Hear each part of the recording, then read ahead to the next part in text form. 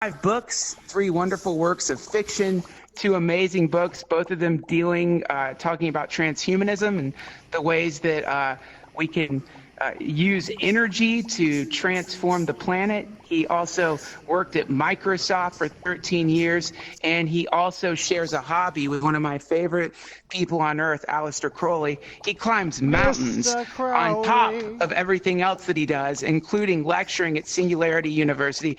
Everybody, please, a giant emoji round of applause for Ramez Nam. Let him hear it. I wish it was Ray Kurzweil. Hey, man.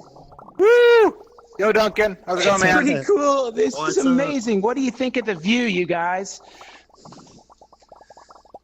I love it. Look at all these weird people. I love it. Cool-looking people. So, both of you guys are, I guess it would be safe to call you futurists. Is that a okay title for you two? Yeah, I think what we do is we look at the future and what's going on. So is this, and I know at Singularity University, some of the things that you've told me, Aaron, you guys have a pretty good way of prognosticating what's going to happen as technology continues to unfold into the universe. Is virtual reality at this level on time? Is it late, or is it sooner than you expected it to happen? Yeah, I think what's interesting about virtual reality is it actually has come out in the same way that we see a lot of emerging technologies, in that it took a long time. There were a lot of fits and starts. There was a lot of excitement, in the late 80s, early 90s. It was, the next big technological wonder of the world. And then, it was kind of disappointing for a while. And then all of a sudden you reach this turning point where the technology suddenly gets really, really good, really, really fast. And I think that's what's happening with virtual reality right now. I think there's still a lot of work to do to make it better, but I think it's here to finally stay. And I can't really speak with too much credibility on the earlier disappointing phases, because I've sort of grown up and come into this is my first real experience with VR, and it's already pretty amazing. Ramez, what do you think? Is this on schedule? I think we talk a lot about, well, who knows what the schedule is, but once it hits a point like this, it's just going to go gangbusters. We talk a lot about exponential technologies, so computing. Every decade, computing gets 100 times cheaper, and then every 20 years, it's 10,000 times. Every 30 years, it's 1,000,000 times. So for a long time, it looks like nothing is happening because it's just not good enough to cross any threshold where you want to use it. But once something like VR gets to the point that for early adopters, it's good enough to use for some scenarios, then you're just a few years away from it being amazing and cheap for millions of people. And that's the point that we're crossing right now. What are some of the ways you guys think that this is going to transform society? I look at this and I think, well, when you consider, for example, the modern office building and the ridiculous, horrific ritual that the majority of people engage in every single day, twice a day, which is what we call the morning and evening commute, that monstrous, hellish, terrible, never-ending drive to get to a place where you're doing things that you really could easily be doing from your house, but because you have some maniacal, tyrannical shit boss, he wants your meat body in his presence so that he can monitor and control you. So it seems like one way that this is one thing this technology is going to do is to redefine business, right? Like we're going to see a kind of new multi-dimensional form of office building, right? It's interesting. The last article I wrote for Motherboard, they let me go and test a platform. It just came out called Envelop, which basically pulls everything that we would normally do on a 2D monitor in a work environment into virtual reality.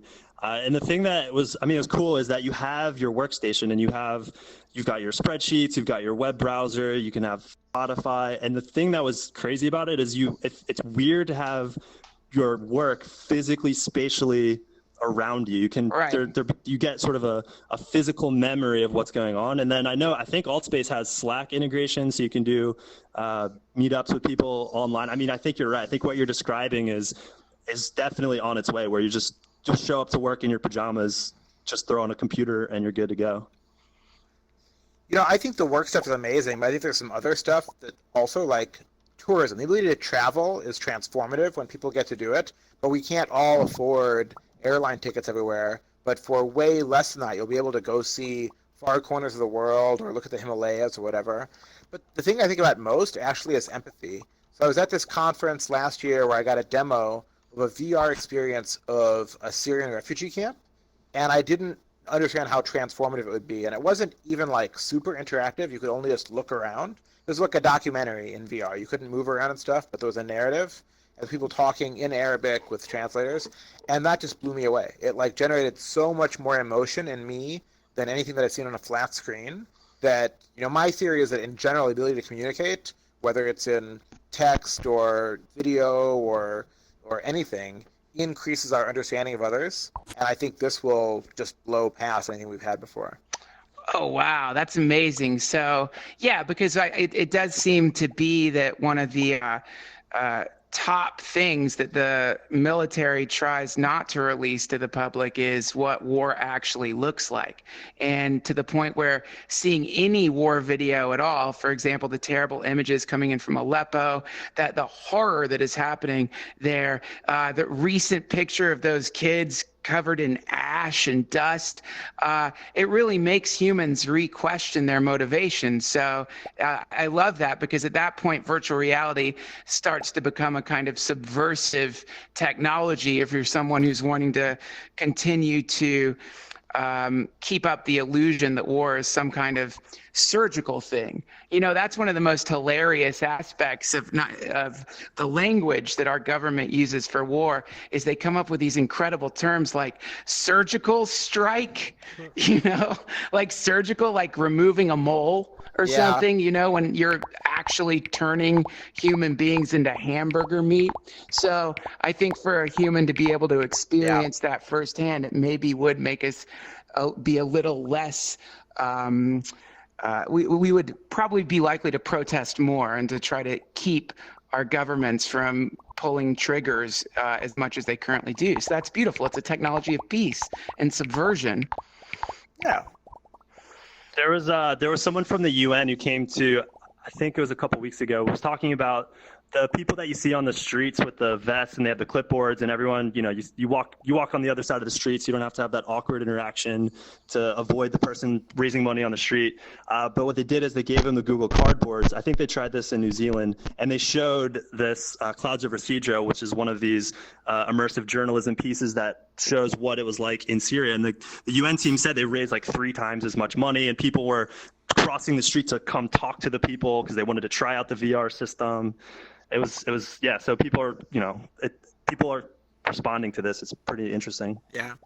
Or imagine like being in Ferguson in the protest, like a Black Lives Matter protest or an environmental protest, and feeling like you were actually there, and maybe having some representation of you there. And I think it'd just be even more powerful than the images and video that we see on our screens today. Oh yeah. There's a good Vice piece on the Jaunt app that shows some of the protests in New York City. It's really good. I also think, speaking of Black Lives Matter, I think another really fascinating aspect of this particular technology is that you're no longer imprisoned in the particular meat suit that you got genetically doomed, or depending on how symmetrical you happen to be, blessed with. So one of the things that's incredible about this technology is that we don't have to exist in our bodies anymore. We don't have to be white anymore, or black anymore, or a man or a woman, or even a Homo sapien anymore, which is, I think, an incredible and beautiful thing to experience, this kind of zero gravity, which is that for your entire life you've been held down by the particular gravity of your personal appearance. And for some people that's a wonderful thing, but for a lot of us, like me, I've got asymmetrical love handles, I'm hairy, balding, weird teeth, weasel nose. Nice, Duncan. No longer, and I think that that's a beautiful thing to be free of that. So I'm really quite excited about that. Do you guys? Duncan, your propellers are really beautiful. Thank you, and you are an incredibly beautiful shade of blue. It's amazing, really. Oh, thanks. And Aaron, I chose it myself. but look at Aaron. Why did you pick a white this is T-shirt? Dude, this is so interesting. So I find it really fascinating. I've always said people come up to me on the street and they're like, "Hey, you look like my brother. You look like this guy I worked with." I get this all the time, and it's funny that AltSpace, their generic standard avatar offering, is this like generic looking thing that I think I actually kind of look like. This actually does sort of look like Aaron. Aaron actually does kind of look like this in real life. Yeah, and also In a tall, handsome way. And also I went with the standard. That's me. I think that's a funny thing that we were talking about earlier, Aaron, is that right now, just because we're in the beginning phases of this thing, we are still like the space that we're in right now. This has been created to look like a human space. We've created a thing that mirrors, I guess, what a nice, cool human place would be. And actually, if you look at like the avatars that we currently can choose from in AltSpace, it's mostly human avatars, robot avatars, and these propeller head things, and these like weird, sinister. I don't know what you are, Justin B, but it's cool. Like you're some kind of interdimensional. I don't know, woman in formal wear. Are you a woman? I don't know. You're cool looking, man, but it's still like right now we're incredibly limited by the what we have surrounding us, and I think that's something that's going to change. One of the things that Terrence McKenna said, one of the things he said I really love is that he talked about how the octopus is this incredible creature because it has its ability to communicate. It's a chameleon. It can change colors. It's got all these incredible, I don't know, its ability to change its shape. Well, I hope that virtual reality gets to that point too, so that we're able to actually not just use our virtual bodies to communicate, but to have some kind of neural technology that actually mirrors the way we feel inside. Do you guys predict anything like that on the horizon?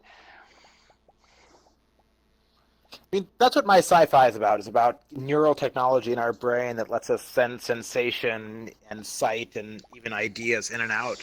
And it's getting there. And actually, it's the military funding most of it. It's DARPA that really is paying for most of it. Not so much for super soldiers, but to help soldiers that have been blown up and had brain damage. And they've done some amazing stuff. Like we've sent video into a human brain through a brain implant. We've used like brain scanners to look at people and predict what it is they're looking at. We've sent sound in, we've sent touch out. So it's possible. Now we just have to get the engineering good enough and the surgery easy enough to make it happen. Do you foresee? It's also interesting to think about the. Oh, sorry. Go ahead. No, please, Aaron. Guys, I'm on the roof. Well, I was just going to add that it's interesting that what you're doing too is you're blurring the distinctions between the input senses that we use to communicate, because there's a TED talk that I was reminded of in this discussion. David Eagleman, who created this, he's a neuroscientist who created this vest, and what the vest does is it takes input from all kinds of sensory information, whether it's audio. I assume you could use other information, and it has its own language. So if you wear this vest, you can actually learn to speak the language of the vest, whether if you're deaf, so physical touch. So what these technologies enable us to do is basically add to the spectrum of the senses of our input sensory systems. And I think the word we get taught when we're young that there's 5 senses and there's like clear distinctions between them, but they actually might be more fluid than we realize. And technologies like what Ramez is describing get us closer to that blurry communication future. A blurry communication. And even without invasive tech. So you mean even without invasive tech, like the stuff that. Oh, you go ahead, Duncan. No, please, you go ahead. I mean, this is one of the interesting hurdles to get over with this technology is I guess there's a little bit of lag. So no, please, Ramez, continue. I was just saying, the David Eagleman stuff Aaron's talking about is awesome. And now we have, in my fiction, it's stuff that you have to ingest and goes into your brain. We have things like EEG that can see your brain state. And we have stuff like magnetic stimulation and direct current stimulation of your brain with just headsets that you wear that can induce like savant states in some people, that can speed up learning rate in other people. So you can imagine combining that with VR and having either like deeply transformative learning experiences, like hyper fast education, or really like psychedelic experiences, custom tailored to what you want to do between the world you're in and how it's manipulating your brain states. So you're getting a lot of hearts Psycho and not got smiles. excited. So Ramez, when you talk about this, and actually I heard that there is a, and I don't know the word for it, but there's like a new word for psychedelics and it meeting technology, like certain psychedelics that work very well for this kind of technology, or nootropics. But yeah, your book, it was very psychedelic. Nexus, that's the book you're talking about. You guys should check it out, by the way. It's really trippy. But Ramez, do you have a lot of experience with psychedelics yourself? I do. The answer is yes. It's pretty obvious. If you read my books, the answer is yes. I mean, I won't admit anything in this country. But yeah, I mean, who doesn't in this day and age? We're in Silicon Valley, so. Right. Well, I mean, and this is one of the actually, and I didn't mean to put you on the spot. I'm sorry about that, but The crowd goes crazy with emojis. yeah, well, only because like people who are experimenting with virtual reality, they are psychonauts, and virtual reality is a psychedelic. I think that idea that psychedelics are something that you have to put into your bloodstream is a pretty primitive idea. I think there's a lot of different types of psychedelics, not just virtual reality, not just technology, but there's also psychedelics that are, it's like the energy encoded in certain religious scriptures or stories. That's a psychedelic. Certain types of music are psychedelics, but this is certainly a psychedelic experience. And also, by the way, it does pair nicely with the kind of psychedelics that you put into your bloodstream. P.S. They go together quite well. I love this stuff. Even the Om that you started us with is a psychedelic. Like, that's definitely changing the brain state, right? Right. Yeah. Yeah. They do meditation in here too. Yeah, I've seen that. And, I think one of the, like, I don't want to like bring it back to legal lands. I don't want to like kill the party. well, no, you're not. Look, you're not killing the party. And if I could just throw in here a plug for an organization that I really love, and that they're doing a lot of great works right now. It's an organization, if you guys aren't aware, it's called MAPS. It's the Multidisciplinary Association for Psychedelic Studies. They're currently in phase 3 of an FDA-approved trial to use MDMA to treat PTSD. And one of the things that Rick Doblin says, who, by the way, I think deserves a Nobel Prize for his work. He's doing incredible work, and he's been working at it tirelessly for at least a couple of decades. But one of the things that Doblin talks about is the importance of coming out of the psychedelic closet. That we need to, in the same way that, like, one very healthy thing for gay people to do, or people have, I don't know the right words for it, but it's cool to like tell your parents, this is what I am, this is what I do. And I think at this point, it might even be a little easier to tell your parents you're gay, because people have come to understand that that is not some kind of aberration, but just one of the many beautiful ways to experience life as a human being. But when I think it would be easier for me to tell my dad, hey, I'm gay, than it would be to be like, Dad, I love to take micro doses of LSD before I start a day of writing or work, because he'd be like, are you all right, son? You have flipped your shit, boy. Now, by the way, P.S., I don't think it would really surprise my dad that much, but I think it would make him uncomfortable. And also, let me just finish this rant by saying I don't really take micro doses of LSD. As part of the podcast, I put on a character of someone who enjoys doing those things, but never would I ingest that evil. Duncan, I thought your character enjoyed full-size doses. Yes, at least 3 or 4. I'm too old for that, Ramez. But from time to time, anyway, the point is this. What's beautiful about this particular psychedelic, the psychedelic of virtual reality and technology, is as of yet, this is a thing that cannot be legislated. It cannot be prohibited. It's a thing that the government that transcends governments, at least right now. But do you guys foresee a time in the future when technology could be legislated? Technology like this could actually become prohibited or illegal? No, it's going to become the norm. Ramez, do you think? I mean, I would have to ask AltSpace. I don't think they would care. There was a guy walked us over. Ramez and I showed up to the wrong building at AltSpace, and he was telling us a story that there was a wedding. There was a gay wedding that took place in AltSpace where they couldn't get married legally in their own country or their own wherever they lived, and so they did it in AltSpace. Wow. Which is crazy that if you think about virtual reality gives you the space to do that. That's incredible. It's also interesting. I'm actually to pretend. Duncan, are you familiar with Entropia Universe? Entropia Universe. No, I'm not familiar with that. I need a doctor. Yeah, so I didn't know about this until yesterday, actually. So we have a program at Singularity University. I hope the emojis in the room are people that know this, because I am not an expert. I just learned about this.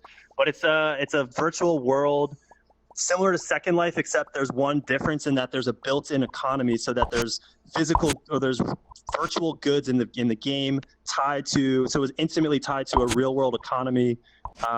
Just like there are other systems, Second Life has a component of this. But what ended up happening is an entire ecosystem. So apparently this guy who's in our program this week sold a virtual nightclub. It was part of some space that he sold it for $500,000. He made this Guinness World Record for the largest sale of a virtual good. And the reason it was so valuable is that people pay real money to virtually show up and be in this virtual space. So what's really interesting is that there are already these virtual worlds that have their own economies, their own ecosystems. And this guy, his name's John, I forget his name. His avatar is called Never Die, but he just did this campaign where he actually ran for president of virtual reality. And I'm not sure, I think it was kind of a sort of a tactic, like a marketing tactic to sort of build awareness for VR, but he's trying to think about this. Like, how do you legislate? How do you create environments and protocols for how people interact and participate in these online worlds? Oh God, Jesus Christ, there's already people trying to create fucking protocols for this shit. We've got to watch out, man. That's what happens. They see something cool, the next thing you know, they want to be president of the goddamn thing. Get the fuck out of here. We don't need any more presidents. Exactly. Presidents suck. Look at what they do. Presidents are worse than serial killers. I don't know how many American they are. Like, when you think, how many people did Jeffrey Dahmer kill versus what's the average number of human beings an American president incinerates in their presidency, and they do it in the worst way possible. They do it in the way I eat chicken, man. Like, I go to the grocery store, I buy this nice little chicken, I bring it home. I don't have to break its neck. I don't have to pull its poor little chicken head off. This is what an American president does to human beings. He just like sits in a meeting room and he's like, yeah, drop the bombs in that direction. That's really fucked up. So let's say no to presidents in virtual reality, and let's say yes to the communal power of people gathering together, free from the rotten bonds of government, because it's really disgusting. And you know, we have this phrase. You have this phrase you hear sometimes now, Duncan, which is "all lives matter." But if you think about "all lives matter," we don't end up applying it to Syrian refugees or to people in Pakistan at weddings killed by U.S. drone strikes or civilians in Iraq. But maybe VR can help us. Like, I think my view is we're tribal, and whoever it is that we see often, the type of people we see often, we start to empathize with them and think that they're part of our tribe. So maybe we can get to that point that we actually care about the lives of people outside of our countries. Yeah, I don't think there's any maybe about it, and I think it's definitely gonna happen, and I think that that this technology is one of the many ways that I think the planet is moving us in that direction of escaping from the horrors that come from having a centralized leader, this centralized government bullshit where we've got to vote for this lunatic or that lunatic. It doesn't make any sense anymore. And by the way, Ramez, I actually made a map once of where in the world you need to get blown up to make the news in America. There's places in the world where if you get exploded, where a wedding party can get a bomb dropped on it, and it will be 3 headlines underneath Katy Perry farting on some TV show. That's how it's true, man. It's really true. So this is why I think this technology is part of hopefully what is a global movement that's not just moving us in the direction of transcending our governments or geopolitical boundaries or any of that bullshit, but we're transcending the confines of our bodies, our human bodies. If you want to do a spiritual exercise, you could all do it right now. Bring your hand, those of you who are in VR, for those of you who are in front of your computer screen, this isn't going to work unless you're invisible, but bring your hand in front of your face and look. Nothing's there, man. Nothing's there. It's nothing. Where are you? And this is one of the first questions in Buddhism or in certain sects of Buddhism where they ask, where are you in your body? So Ramez and Aaron, and Ramez, I know you must have a lot to say about this because your books really swirl around this idea. Can you talk a little bit about where you foresee technology and spirituality meeting and merging?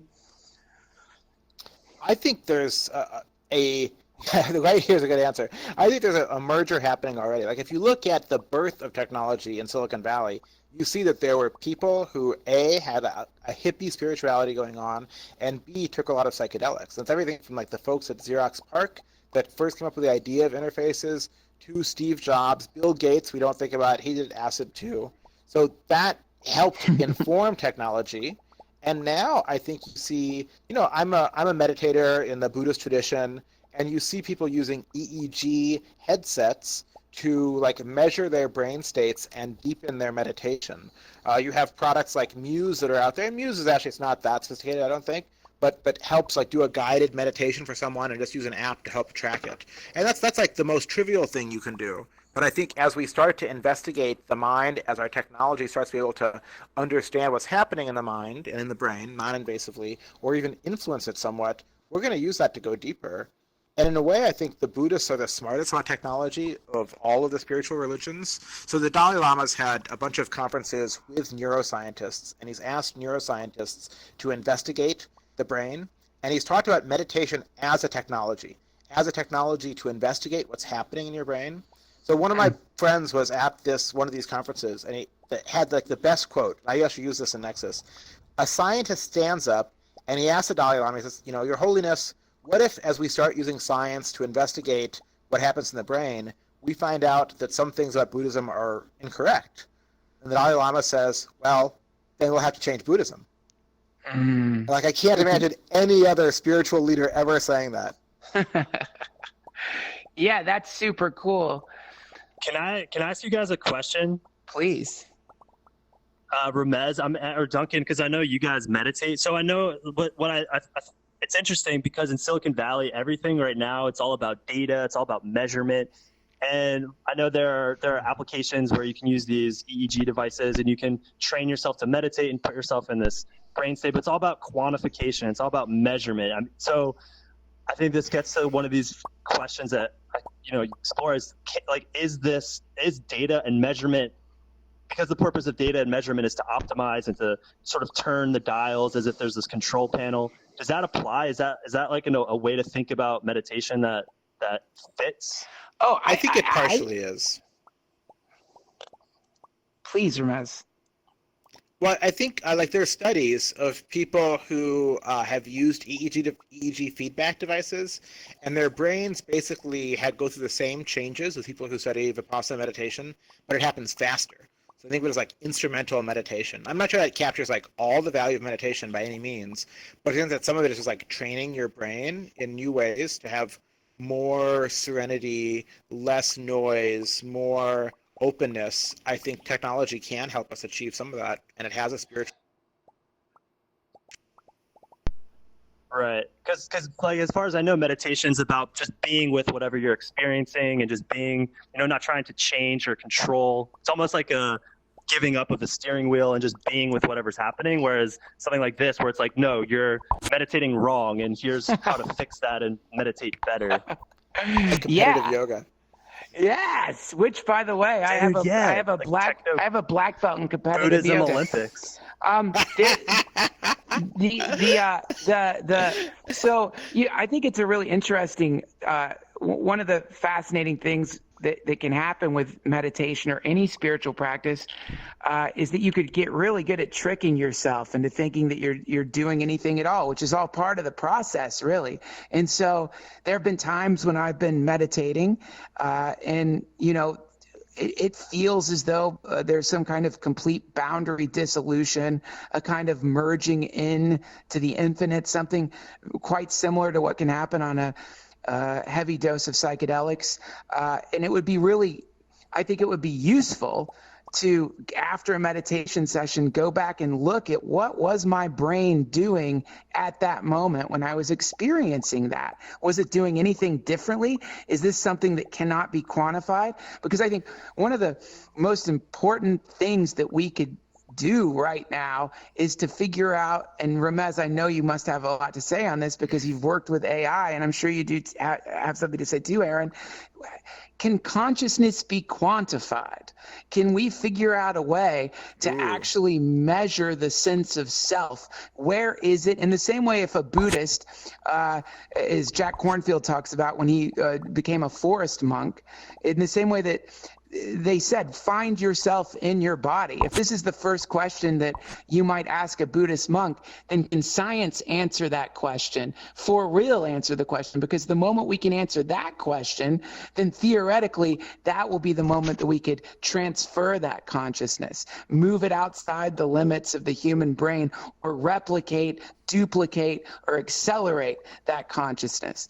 What do you think? Do you think it's something we could quantify, you guys?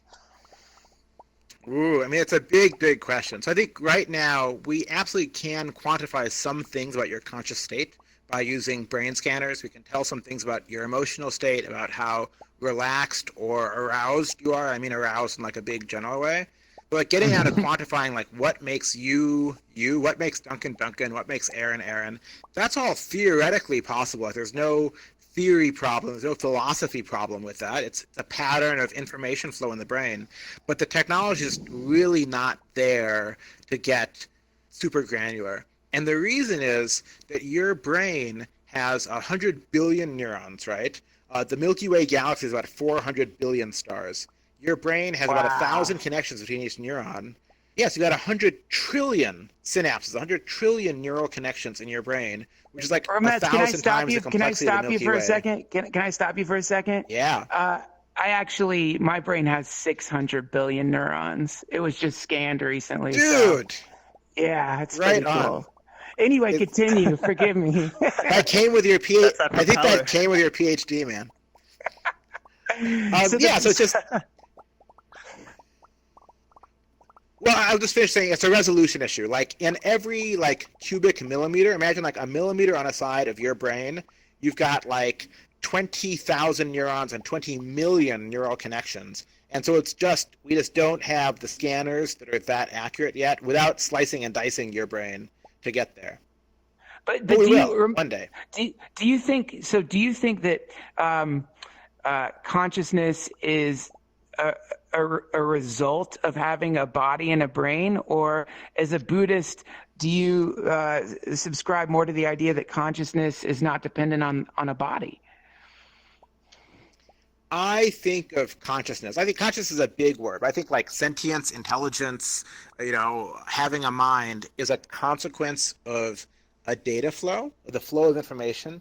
And in our biological carbon-based cell brains, that flow of information is, neural spikes from one neuron to another. So I think that if you can take that same pattern, consciousness is about the pattern. If you can put that same pattern in something else, in a computer, in an energy field, in whatever, then I see no reason to believe that that would not be conscious. Whoa. Are you guys familiar with Nick Bostrom's book called Superintelligence? Yo. Yeah. This is Yeah, actually, please. yeah. Well, I was just gonna add well, I might actually have a slightly. So my answer to this whole question of consciousness has probably changed quite a bit in the last year or two. I think my interest in getting into technology was this notion that you can reduce all complex systems, all the complexity we see in both the universe and our brains and our bodies into, while Ramesh is right, we don't have the resolution to do that now. If we can reduce things down, it's basically like getting the control panel, and then we'll be like super gods, being able to turn and manipulate these things correctly. Ramez has met my girlfriend, but I'm actually, so my girlfriend has fairly changed my perspective on this stuff quite a lot. She's a PhD candidate studying. She actually wrote a paper about Bostrom's book, which we can get into. Her name is Alex Rupsam, if anyone wants to go and look at her research. But I've been fairly convinced that you do need a body. There is this embodied element to consciousness, and we're also seeing that in technology. If you look at AI systems as they develop, some of the most incredible developments we're seeing in robotics is machine learning algorithms that require a robotic system to be there to push against the world and have the world push back against the system that is accelerating, like driverless car. Like we forget that the AI algorithm lives inside this robot body that's a car that's navigating the world. It's got eyes, that has computer vision, seeing the world around it. Oh, cool. So I think, Netherlands. I'm torn. I don't know the answer to this. I would love to find out that it is, just complexity, and that we'll reduce it down and we'll be able to understand the physical components of consciousness. But I think that's been a desperate journey for humanity for all of its existence, and we've never found the thing that makes up our conscious sentient experience of the world. That's because it's the soul, and because you satanic globalist transhumanist scientists want to offer it up to Satan. I'm just Pretty much. Look at this. Look at the emojis, guys. Actually, of course, obviously, I don't think of you as Satanists. I think of you as brilliant humans, and I'm so grateful that you gave me the pleasure of your company for this first VR podcast. We're hitting 7 o'clock now, and so for the last part of the podcast, I wanted to open up the floor to some questions for our guests. Whoa, where'd they go? What happened? You broke it! Did you break it, Laura? You broke it. I'm gonna report you. I go into. What happened? They just cut it off because they didn't want to do the Q&A because the people aren't here? Probably. That sucks. I want to hear what the people asked. The questions.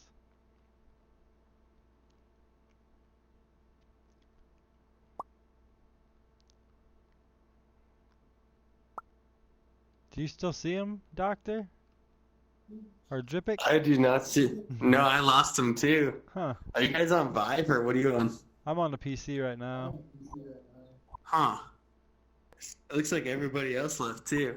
Yeah. All those little dots. I think it shut down because he was doing the question and answer session and the people that asked the questions originally aren't here.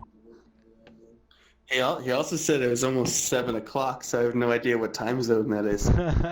Well, actually, that was an encore of a previously recorded podcast. Okay. I think. Okay. I haven't got to see a real live one yet. Yeah, do you know when the next live Duncan Trussell is? Reggie Watts. I was hoping that one would be live, but that was a replay too. Even though I suggest you should check it out because those are really funny. Yeah, definitely. So all the encores are pre-recorded events? Yeah, they just happened before in VR here. That Meta Geekonomics, that's today, I think. Maybe. That might be live. Oh, sweet. I'm gonna check it out. Probably. Nice. I'm gonna reload this and see if they come back. Yeah, I think they're gone for good.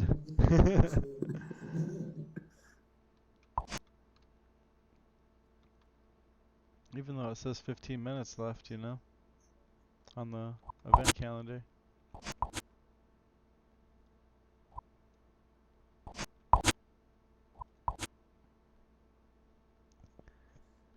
Do do do do do do do do do.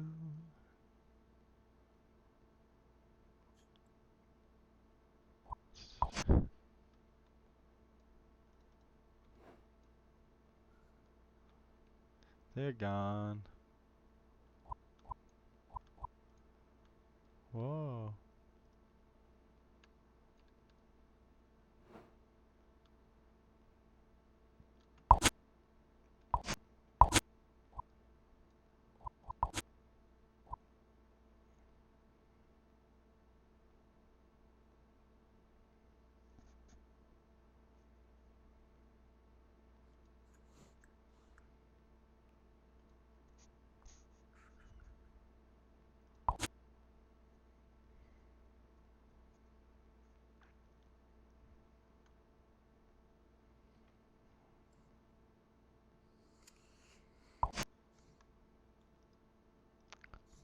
Looks like they're gone.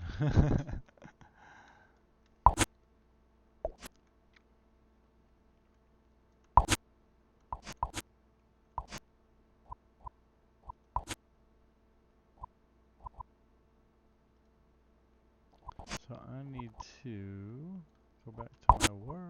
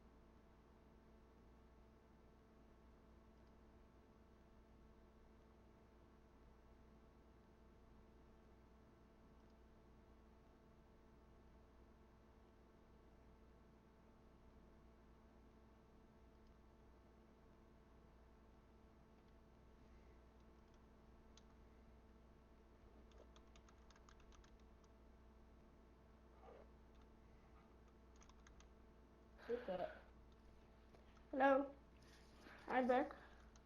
Hey, Where are all the people? I think it broke. Mm. Yo,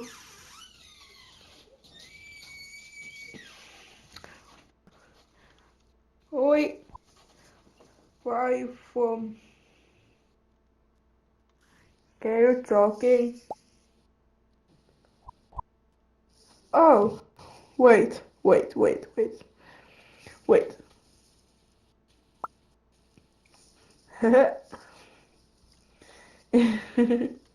You hands. Why? Can you hands?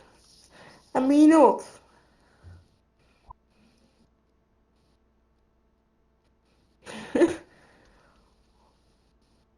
Why me not?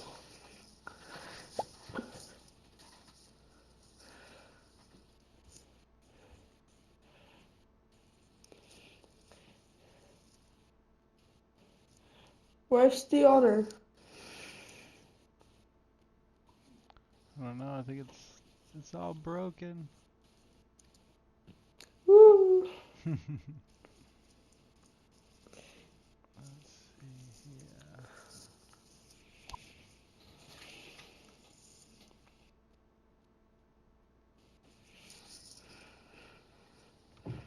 Holograms against humanity.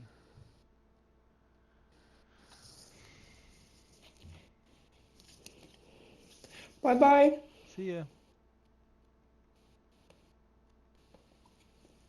Oh, wait.